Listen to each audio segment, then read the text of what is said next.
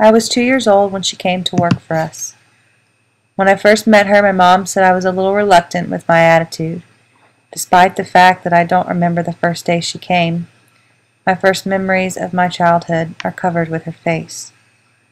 I remember how round her legs were, and how dark her skin was. She always wore long dresses and the same shoes. She wore hose or stockings. I remember the sound her legs made as she walked. I can still hear the swish, swish, swish around the house. I remember how rough her hands were, but how beautifully that ruby red ring would shine upon her finger. I can still see her sitting at the ironing board, and I can still hear the hum of her voice as she worked. Her name was Polly, and her job was cooking, cleaning, and taking care of me and my brother and my 2 sisters. We also had a lot of animals around the house, and I made it her job to pet them all. I would ask her to pet our Cocker Spaniel Katie, and she would quickly tap the top of Katie's head with the tip of her fingers. I don't think she really liked that job too much. Neither did she like the python in the cage next to the ironing board. She tolerated it well, though. She would have done anything to keep me happy. Some Saturday mornings when Mom and Dad were away and Polly had spent the night, she would wake us up with the wonderful smell of pancakes. At dinner time, she would be in the kitchen snapping and stringing green beans. I think I snapped a few with her at times. Polly was always working, always doing something. After all, the house was enormous.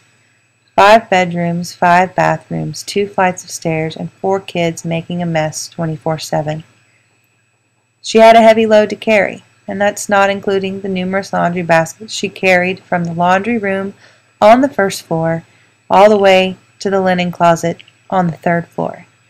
And no matter what was left undone, she would always stop to play with me. She was always there. I came to depend on her presence. I came to depend on her voice. I came to depend on her for comfort. And I grew to love her like a mother.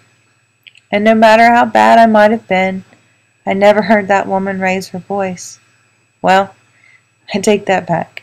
She hollered once when she saw the snake eat a white mouse, and I remember her saying, "Ooh, it's so white."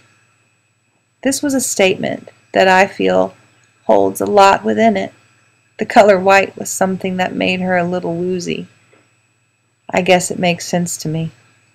I often wonder if she knows how important she was to me, if she knows how much I loved her. I wonder if she realizes how she shaped my view on the world.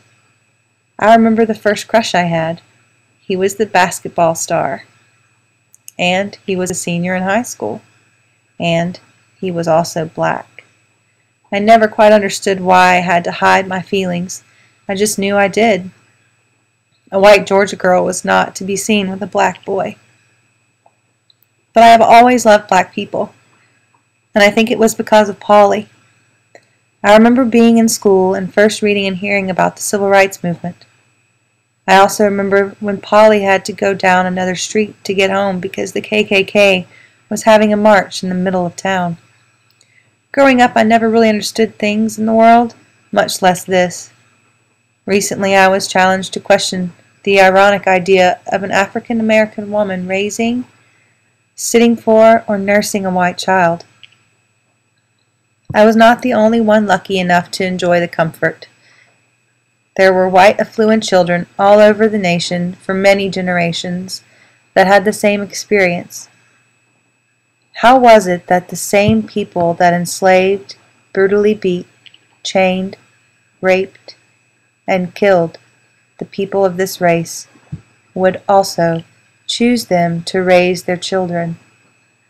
I look at the photographs I have run across during my research, and I try to imagine the worst pain and fear of my life.